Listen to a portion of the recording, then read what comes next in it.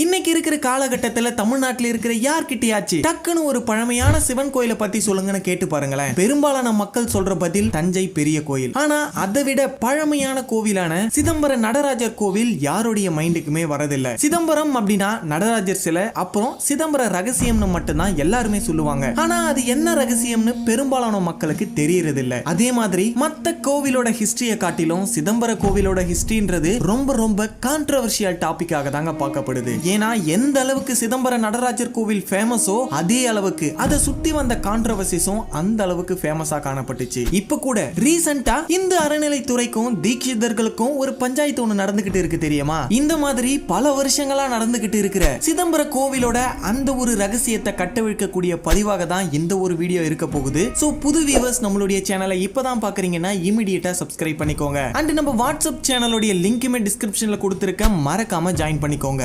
Welcome back to untold mystery.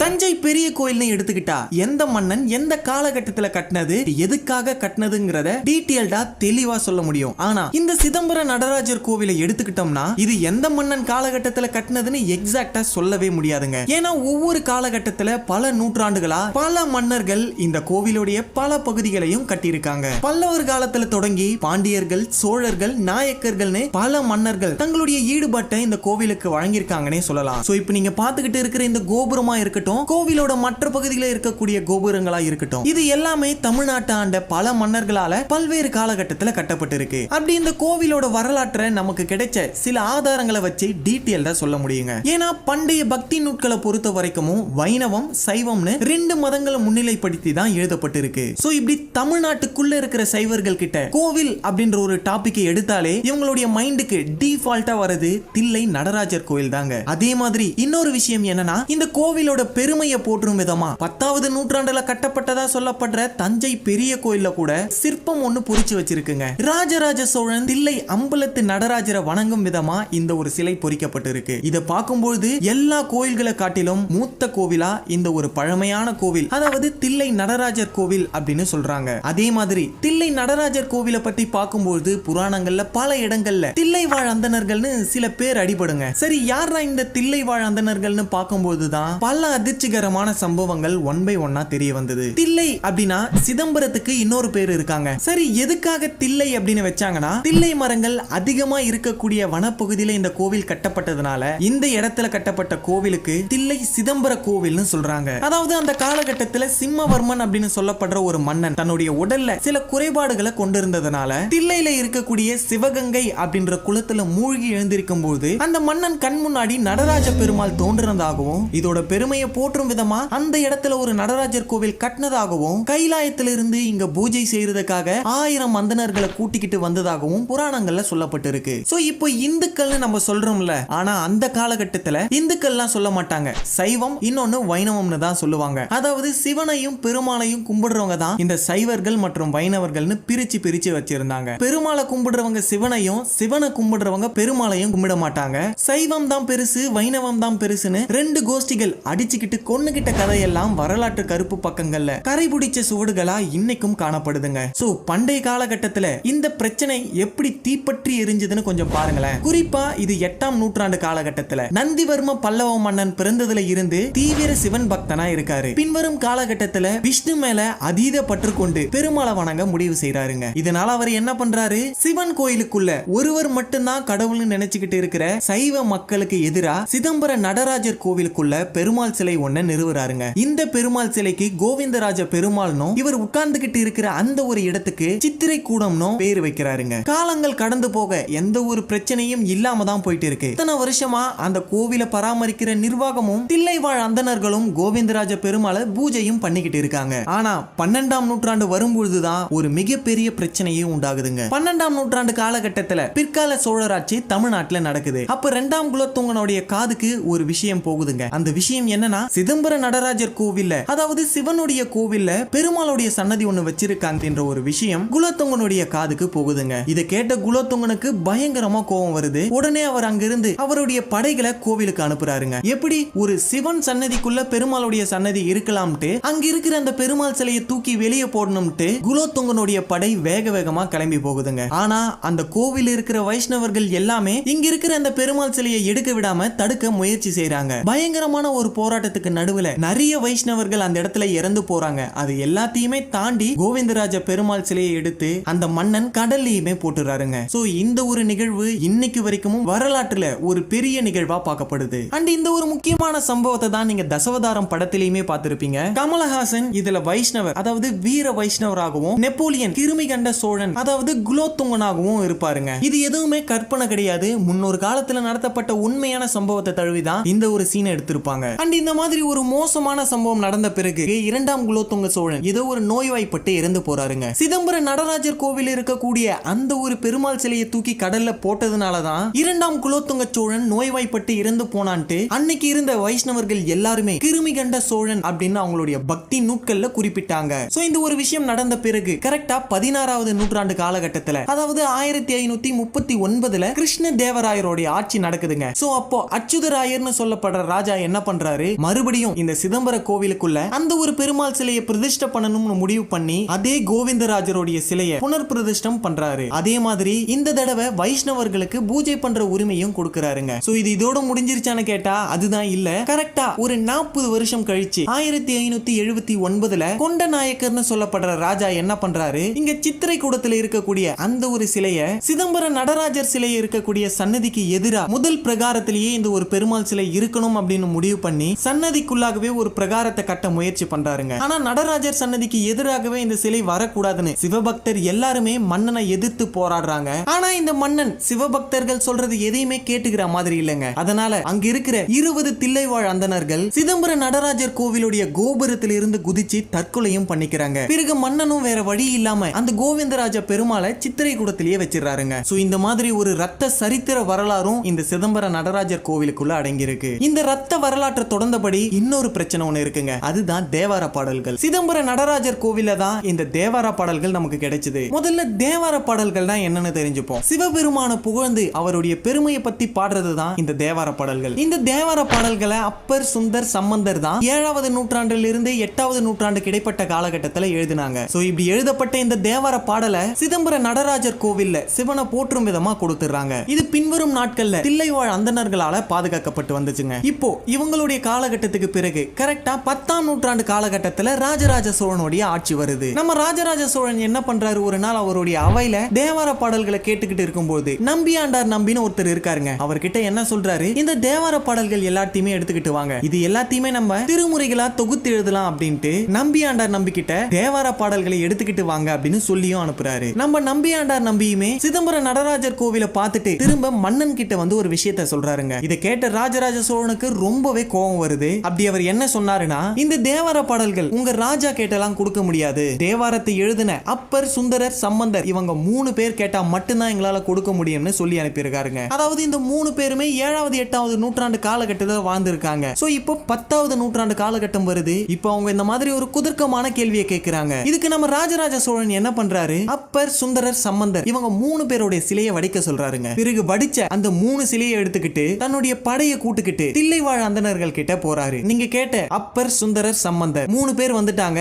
இப்போ இவங்களுடைய தேவார பாடலை கொடுங்கன்னு கேட்கிறாருங்க. ஆனா அதுக்கு தில்லைவாழ் அந்தணர்கள் என்ன சொல்றாங்க, இது வெறும் சிலை தானே, இதை கொண்டு வந்து கேட்டா நாங்க எப்படி கொடுக்க முடியும்னு சொல்றாங்க. அதுக்கு ராஜராஜ சோழன் என்ன சொன்னாரு, இது சிலை அப்படின்னா கோவிலுக்குள்ள கருவறைக்குள்ள இருக்கிற அதுவும் சிலை தானே அப்படின்னு கேட்டாருங்க. இந்த கேள்விக்கு வாயடிச்சு போன தில்லைவாழ் அந்தணர்கள் வேற வழியே இல்லாம அந்த தேவார பாடலை எடுத்து கொடுத்திருக்காங்க. சோ இதுல சோகமான விஷயம் என்ன தெரியுமா, இந்த தேவார பாடல்கள் ஓலைச்சுவடியில எழுதப்பட்டு இருந்ததுனால கரையான் அரிச்சு சில்லரிச்சு போயிருந்ததுங்க. இந்த கரையான் சாப்பிட்டு போக மிச்சம் இருந்த ஓலைச்சுவடியை வச்சுதான் 10வது நூற்றாண்டுல ஒரு தேவாரமா தொகுத்து இருக்காங்க. நம்ம ராஜராஜ சோழன் மட்டும் சாமர்த்தியமா இதை வாங்காம இருந்திருந்தா தேவாரம் அப்படின்றதே நமக்கு கிடைக்காம போயிருக்குங்க. அண்ட் இந்த தேவாரத்துக்கு அடுத்தபடியா நந்தனர் வரலாறு கொஞ்சம் சென்சிட்டிவான டாபிக் தாங்க இது. இந்த கோவிலுடைய தெற்கு வாசல் மட்டும் இன்னைக்கு வரைக்கும் திறக்கவே இல்லை. இதுக்கு பின்னாடி ஒரு ஜாதி பிரச்சனை இருக்குன்னு பேசப்படுதுங்க. இந்த மத பிரச்சனை ஜாதி பிரச்சனை என்னன்றத பத்தி தான் இப்போ நம்ம டீடைல்டா பார்க்க போறோம். நந்தனர் அப்படின்றவர் யாருன்னா, இவர் ஒரு நாயன்மாருங்க. அதாவது சேக்கிழார் பெரிய புராணத்தை இந்த கோவில உட்கார்ந்து தான் எழுதியிருப்பாரு. அப்படி எழுதப்பட்ட அந்த பெரிய புராணத்துல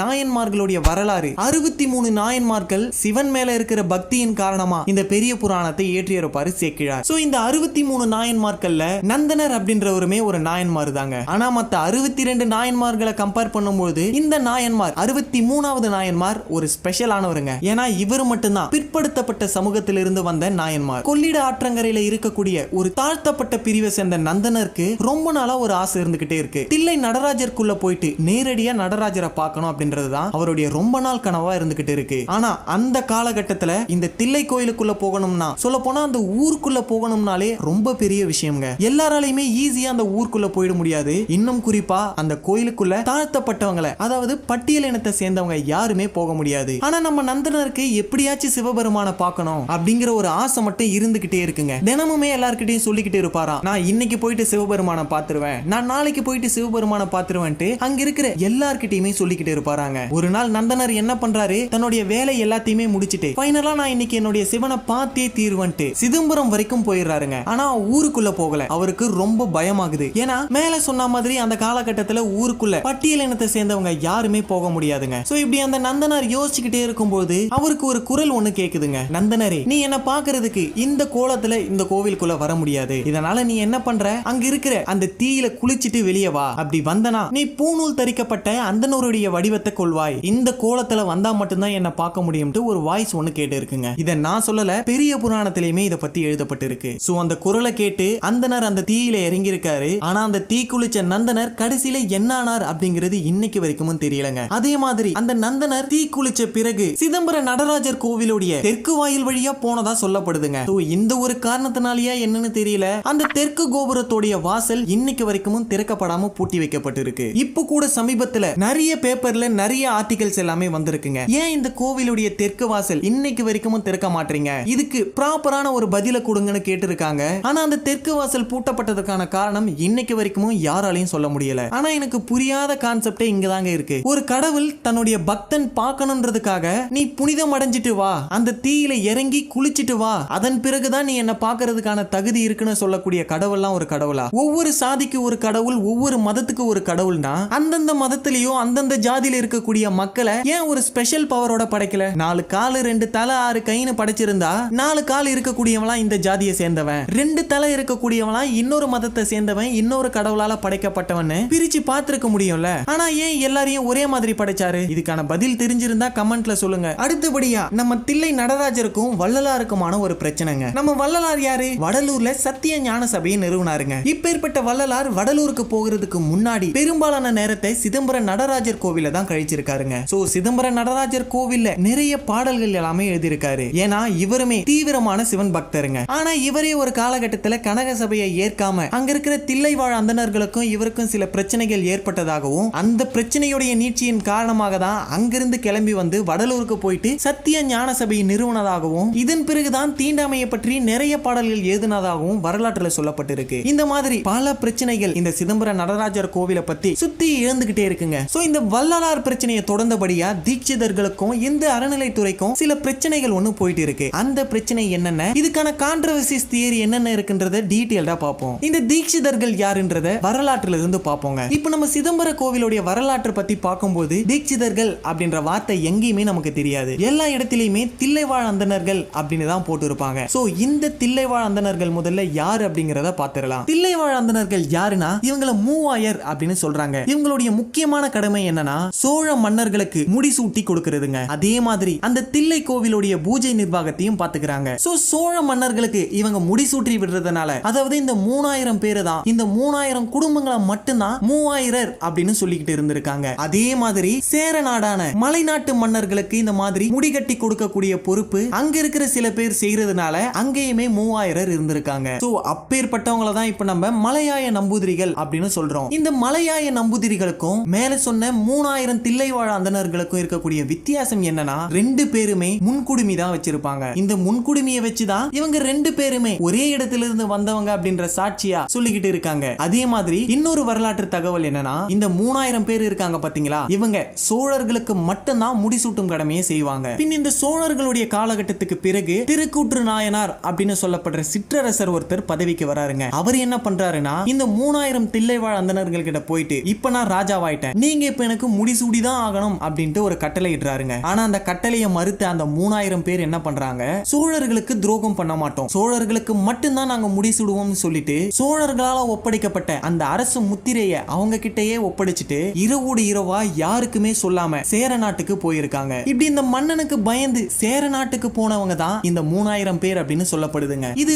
ஒரு தியரியாக தான் இன்னைக்கு வரைக்கும் பார்க்கப்படுது. ஏன்னா இந்த தீட்சிதர்கள் அப்படின்ற ஒரு எழுத்தே முதல்ல தமிழ் கிடையாது, கம்ப்ளீட்டா இது ஒரு வடமொழி எழுத்துங்க. தீட்சித் அப்படிங்கிறது தமிழ்ல தீட்சிதர்கள் அப்படின்னு சொல்றோம். ஏன்னா முன்னொரு காலகட்டத்தில் நம்ம தமிழ்நாட்டை தமிழர்கள் மட்டும் ஆளல, தெலுங்கு மன்னர்கள் கூட ஆண்டு இருக்காங்க. விஜயநகர மன்னர்கள், நாயக்கர்கள் இப்படி எல்லாரும் ஆளும்பொழுது பிற மொழி சொற்கள் கூட இங்க வந்து கலந்திருக்க வாய்ப்பு இருக்குங்க. அப்படி வரும்பொழுதுதான் இந்த தீட்சிதர்களும் ஒருவேளை வந்திருக்கலாம். ஒருவேளை இந்த தீட்சிதர்கள் அப்படின்ற பிரிவே கூட வெளியில இருந்து வந்திருக்கலாம் அப்படின்னு கூட சொல்லப்படுதுங்க. ஆனா இன்னைக்கு வரைக்கும் இதுதான் உண்மை அப்படின்ற ஒரு சாலிடான எவிடன்ஸ் வரலாற்று ஆதாரங்கள்ல கிடைக்கவே இல்லைன்றதுதான் உண்மை. சோ இந்த தீட்சிதர்கள் தான் தில்லைவாழ் அந்தணர்களான்ற கேள்விக்கான பதில் இன்னைக்கு வரைக்கும் யாருக்குமே தெரியல. சோ இந்த 3000 பேர்ல இப்போதைக்கு வெறும் 200 பேர் தான் தில்லைவாழ் அந்தணர்களா, அதாவது தீட்சிதர்களா இருக்காங்க. சோ இந்த தீட்சிதர்களுக்கு என்ன பிரச்சனை அப்படின்னு கேட்டீங்கன்னா மொத்தம் 2 பிரச்சனை பார்க்கப்படுதுங்க. ஒரு பிரச்சனை, இவங்க பெரும்பாலும் குழந்தை திருமணத்தை அப்ரூவ் பண்றாங்க, பெரும்பாலானோருக்கு குழந்தை திருமணத்தை பண்ணி வைக்கிறாங்க. அதே மாதிரி பொதுமக்கள் யாரையுமே கழக சபையில ஏற விடலங்க. இந்த 2 பிரச்சனை மட்டுமானு கேட்டா மூணாவது பிரச்சனையும் ஒண்ணு இருக்குங்க. இந்த கோவிலுடைய நிர்வாகத்தை அறநிலைத்துறைக்கு கொடுக்கிறோம் அப்படின்றதுதான் முக்கியமான பிரச்சனையா கருதப்படுது. சோ இத பத்தி தீட்சிதர்கள் கிட்ட கேட்டா என்ன சொல்றாங்கன்னு பார்த்தா, நாங்க காலம் காலமா இங்க தான் இருக்கோம், இன்னும் குறிப்பா சொல்ல போனா நாங்க கைலாயத்திலிருந்து நேரடியா வந்த பரம்பரை. சோ இந்த தில்லை நடராஜர் கோவிலுடைய நிர்வாகம் எங்க கிட்ட தான் இருக்கணும்னு சொல்றாங்க. ஆனா அறநிலைத்துறை என்ன சொல்லுதுன்னா, தமிழ்நாட்டுடைய மிகப்பெரிய கோயில் எல்லாமே இந்து அறநிலைத்துறையுடைய கட்டுப்பாட்டுக்கு கீழே தான் வரணும், அப்பதான் இதோடைய நிர்வாகம் நியாயமா இருக்கான்றத பத்தி தெல்ல தெளிவா நம்மளால சொல்ல முடியும். ஏன் முஸ்லிம்ஸ்க்கு கூட தனியா ஒரு அறநிலைத்துறை இருக்குங்க. சோ இந்த மாதிரி இருக்கும்போது இந்த ஒரு நடராஜர் கோவிலுக்கு மட்டும் எப்படி நாங்க எக்ஸெப்ஷன் கொடுக்க முடியும்? இந்த மாதிரியான வாதம் தான் இப்ப இருக்கிற அந்த தீட்சிதர்களுக்கும் நம்மளுடைய இந்து அறநிலைத்துறைக்கும் ஒரு சவாலா இருந்துகிட்டு இருக்கு. ஆனா இந்த ஒரு விஷயத்தை மட்டும் நம்ம மறந்துடவே கூடாதுங்க. இந்த மாதிரியான மிகப்பெரிய கோயில் எல்லாமே கட்டப்பட்டது எதுக்காகனா, கோயிலை தேடி மனசுருக வந்து சாமி கும்பிட்டு போற பக்தர்களை சரிசமமா நடத்தணும்ன்றதுக்காக தான். ஆனா இந்த மாதிரியா இங்க நடக்குது? சரி, ஓகே, இப்போ இந்த சிதம்பரம் நடராஜர் கோவில் இருக்கக்கூடிய கான்ட்ரோவர்சியான டாபிக் எல்லாத்தையுமே பார்த்துட்டோம். ஆனா இந்த ஒரு சிதம்பரம் நடராஜர் கோவில்ல நம்ம தமிழர்கள் மறைச்சி வைக்கப்பட்டிருக்கிற பல வியப்பு மிக்க விஷயங்கள் இன்னைக்கு வரைக்கும் சயின்டிஸ்டாலையும் சரி சரித்திர ஆய்வாளர்களாலும் சரி விளக்க முடியாத ஒரு மர்மமாக தான் இருக்குங்க. சோ இத பத்தி ஒன் பை ஒன்னா டீடைல்டா சுருக்கமா பார்த்துட்டு வந்துடலாம். நம்ம தமிழர்களால பல நூற்றாண்டுகளா பாதுகாக்கப்படுற ரகசியம் தான் இந்த சிதம்பரம் நடராஜர் கோவிலுடைய ரகசியம். இந்த ரகசியங்கள் 1 இல்ல 2 இல்ல, மேல சொன்ன பல கான்ட்ரோவர்சியல் டாபிக்கை தொடர்ந்து இந்த கோவிலுடைய கட்டுமானம், நடராஜர் சிலை இருக்கக்கூடிய கருவறை, அவருடைய உருவ சிலை, நடராஜருடைய தோற்றம், அவருடைய நடனம் அப்படின்னு எல்லாமே விஞ்ஞானத்திலிருந்து மெய்ஞானம் வரைக்கும், பிரபஞ்ச வெடிப்புல தொடங்கி அணுத்துகள் வரைக்கும், பஞ்சபூதங்கள், பாலின சமநிலை, கடவுள்கள்னு மனிதனுடைய வாழ்க்கையில இருக்கக்கூடிய பல விஷயங்கள் எல்லாமே இந்த சிதம்பரம் நடராஜர் கோவிலுடைய ரகசியமா பாதுகாக்கப்பட்டு வருதுங்க. ஏன்னா இப்ப இருக்கக்கூடிய நவீன அறிவியலுக்கே சவால் விடும் வகையில 4000 வருஷங்களுக்கு முன்னாடி கட்டப்பட்ட இந்த சிதம்பரம் நடராஜர் கோவிலுடைய ஆச்சரியமான விஷயங்கள் எல்லாமே உங்களை வாய புழக்க வைக்கும். முதல் விஷயம், இந்த சிதம்பரம் நடராஜர் கோவில் பஞ்சபூத ஸ்தலங்கள்ல ஒண்ணுங்க. எப்படின்னா, காஞ்சிபுரம் ஏகாம்பநாதர் கோவில் நிலத்தை குறிக்கும், திருவண்ணைக்காவல் ஜம்புகேஸ்வரர் கோவில் நீரை குறிக்கும், திருவண்ணாமலையில இருக்கக்கூடிய அண்ணாமலையர் கோவில் நெருப்பை குறிக்கும், காலாஸ்திவரர் கோவில் காற்றை குறிக்கிற விதமாகவும், சிதம்பரம் நடராஜர் கோவில் ஆகாயத்தை குறிக்கும் விதமாகவும் கட்டப்பட்டிருக்கு. இந்த 5 கோவில்களுமே பஞ்சபூதங்களான 5 உருவத்தையுமே குறிக்கப்பட்டிருக்கு. அது மட்டும் இல்லாம இந்த 5 கோவிலுடைய இன்னொரு ஆச்சரியமான விஷயம் என்னன்னா, இந்த 5 கோவிலுமே புவியோடைய ஒரே நேர்கோட்டில் அமைக்கப்பட்டிருக்குங்க. அதாவது ஒரு 100-200 வருஷங்களுக்கு முன்னாடி இல்லாம 5000 வருஷங்களுக்கு முன்னாடி வாழ்ந்த நம்ம தமிழ் முன்னோர்கள் தெல்ல தெளிவா மிக துல்லியமா இது எல்லாத்தையுமே இப்படி ஒரே நேர்கோட்டில் அமைச்சிருப்பாங்க. சோ இந்த ஒரு இடத்துல இருந்துதான் இந்த கோவிலுடைய ரகசியமே ஆரம்பிக்குது. இந்த கோவிலுடைய கட்டுமான ரகசியத்தை பத்தி பார்க்கும்போது பல ஆச்சரியமான விஷயங்கள் நம்மள வேப்போட்டதான் செய்யுது. ஏன்னா இந்த கோவில் ஒரு மனித உடல் அமைப்பு மாதிரி தாங்க கட்டப்பட்டிருக்கு. எப்படின்னா, இந்த கோவில்ல 9 நுழைவாயில் வச்சு கட்டப்பட்டிருக்கு. இது எதை குறிக்குதுன்னா, மனித உடல்ல இருக்கக்கூடிய நவ துவாரங்களை குறிக்கிற மாதிரி கட்டியிருக்காங்க. அதுக்கு அடுத்தபடியா இந்த கோவில் இருக்கக்கூடிய நடராஜர் சிலை, இந்த நடராஜர் சிலை கருவறையுடைய மையத்துல இல்லாம கொஞ்சம் இடதுபுறம் தள்ளன மாதிரி தான் கட்டப்பட்டிருக்கு. இது மனித உடல்ல இருக்கக்கூடிய இதயத்தை குறிக்கிற மாதிரி அமைச்சிருக்காங்க. அண்ட் இதுக்கு அடுத்தபடியா உருவ வழிபாடா சிவனுடைய லிங்கம் அமைக்கப்பட்டிருக்கு. இது எதை குறிக்குதுன்னா, மனிதனுடைய மூளையை குறிக்கிற விதமா அமைக்கப்பட்டிருக்குங்க. அண்ட் இது மட்டும் இல்லாம சிதம்பரம் நடராஜர் கோவில்ல அருவு வழிபாடும் செய்யப்படுது. கருவறையில இருக்கக்கூடிய அந்த சிலையை வழிபடாம ஆகாயத்தையும் வணங்கி மக்கள் வழிபடுறாங்க. சோ இது எதை குறிக்குதுன்னா மனிதனுடைய உயிரையும் அதே மாதிரி சிவன் எல்லா இடத்திலையும் இருக்காருன்றதையும் குறிக்குதுங்க. அண்ட் இதை தொடர்ந்து அந்த சிதம்பரம் நடராஜர் கோவில் இருக்கக்கூடிய கருவறைக்கு மேல தங்க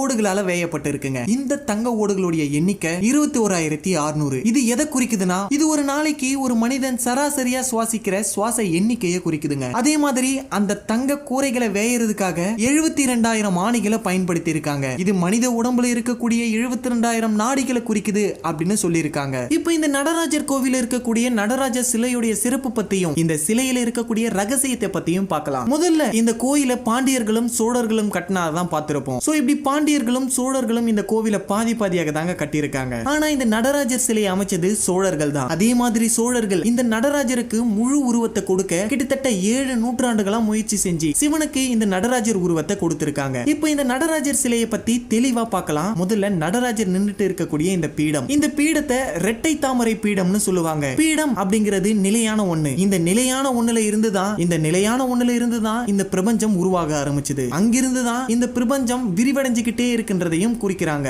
அதுக்கு அடுத்தபடியா நடராஜர் ஒரு மனிதன் மேல நிக்கிற மாதிரி வடிவமைச்சிருப்பாங்க. இதுக்கான அர்த்தம் என்னன்னா எவ்வளவு மனிதர்கள் வந்து போனாலும் இந்த பிரபஞ்சம்ன்றது அப்படியாக தான் இருக்குன்றதுக்காக இந்த ஒரு விஷயத்தை வடிவமைச்சிருக்காங்க. அண்ட் இதுக்கு அடுத்தபடியா இந்த நடராஜர் சிலையை சுத்தி இருக்கக்கூடிய வட்ட வடிவிலான தீஜ்வாலை, இதுக்கான அர்த்தம் என்னன்னா மனிதனுடைய வாழ்க்கை சக்கரத்தை வடிவமைக்கும் வகையில இது வரையப்பட்டிருக்குங்க. ஒரு பக்கம் மனிதனுடைய வாழ்க்கை முறையை குறிக்கும், இன்னொரு பக்கம் அறிவியல்ல ஒட்டுமொத்த பிரபஞ்சத்தையும் குறிக்குங்க.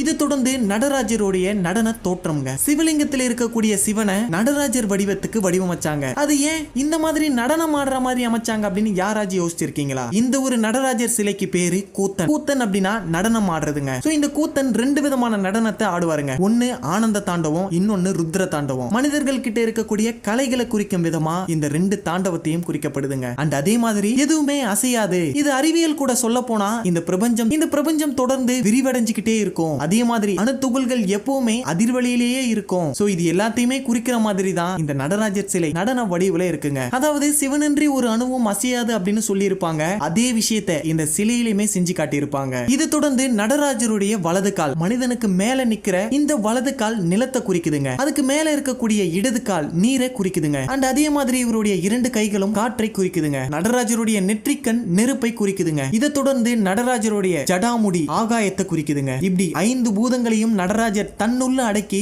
ஆளக்கூடிய ஒருவராய் இருக்காருன்றதுக்காக தான் இந்த ஒரு சிலையை வடிவமைச்சிருக்காங்க. கொஞ்சம் நடராஜருடைய வலது கையில இருக்கக்கூடிய உடுக்கைய பாருங்களேன். இது இசையையும் ஒளியையும் குறிக்குது. அதுக்கு அடுத்தபடியா இடது கையில இருக்கக்கூடிய தீஜ்வாலை, இதுவுமே நெருப்பையும் குறிக்குது. அதே சமயம் வெப்பம், வெளிச்சம் இது எல்லாத்தையுமே குறிக்குதுங்க. அதாவது நடராஜர் தான் இசை, ஓசை, வெப்பம், வெளிச்சம் எல்லாமே அவர் தான் அப்படிங்கிற மாதிரி குறிக்கப்பட்டிருக்கு. அண்ட் இது எல்லாத்தையுமே தாண்டி இந்த ஒரு நடராஜர் சிலை அர்த்தரீஸ்வரர்னு சொல்லுவாங்க.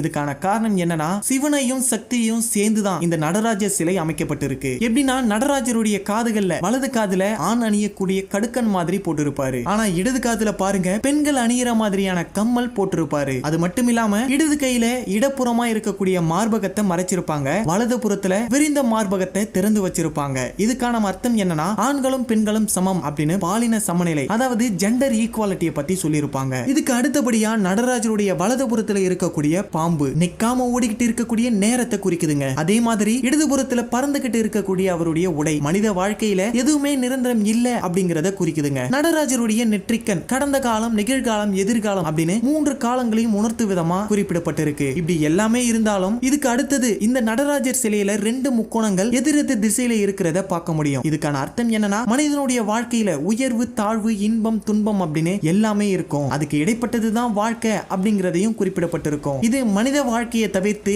அறிவியல் படி சொன்னா அணுக்கரு இணைவு, அணுக்கரு பிளவு இது 2த்தையுமே குறிக்கும். இதுக்கு அடுத்தபடியா இந்த 2 பெரிய முக்கோணங்கள்ல 6 சின்ன முக்கோணங்கள் காணப்படும். இது ஓம் நமச்சிவாய அப்படிங்கறதையும் குறிக்குதுங்க. சோ இந்த மாதிரியான விஷயங்களை தான் நம்ம தமிழ் முன்னோர்கள் பல நூற்றாண்டுகளா ரகசியமா பாதுகாத்துட்டு இருந்தாங்க. இததான் இப்போ நம்ம சிதம்பர ரகசியம் அப்படின்னு சொல்றோம். அண்ட் இதுல ஆச்சரியமான விஷயம் என்னன்னா 4000 வருஷங்களுக்கு முன்னாடி வாழ்ந்த நம்ம தமிழ் முன்னோர்கள் எப்படி இது எல்லாத்தையும் கணிச்சிருப்பாங்க? இப்ப இருக்கக்கூடிய காலகட்டத்தில் இவ்வளவு லேட்டஸ்ட் டெக்னாலஜி இருந்துமே நம்மளால பல விஷயங்களை கண்டுபிடிக்க முடியல. ஆனா எந்த ஒரு லேட்டஸ்ட் டெக்னாலஜியும் இல்லாத காலகட்டத்துல நம்ம தமிழர்களுடைய அறிவு கூர்மை எந்த அளவுக்கு இருந்திருக்கிறத பத்தி யோசிச்சு பாருங்க. ஓகே காய், சிதம்பரம் நடராஜ கோவில இருக்கக்கூடிய சர்ச்சைக்குரிய விஷயங்களை பத்தியும் நடராஜ கோவில கட்டப்பட்ட நம்ம தமிழர்களுடைய பிரம்மாண்டமான விஷயங்களை பத்தியும் நீங்க என்ன நினைக்கிறீங்கன்னு உங்களுடைய கருத்துக்களை கமெண்ட்ல சொல்லுங்க. இந்த வீடியோ பிடிச்சிருந்தா லைக் பண்ணுங்க, ஷேர் பண்ணுங்க, மறக்காம அன்டோல்டு மிஸ்ட்ரி சேனலை சப்ஸ்கிரைப் பண்ணுங்க. இன்னொரு இன்ட்ரெஸ்டிங்கான வீடியோ பதிவுல நான் உங்களை பார்க்கிறேன். அது வரைக்கும் உங்களிடமிருந்து விடைபெறுவது அன்டோல்டு மிஸ்ட்ரி.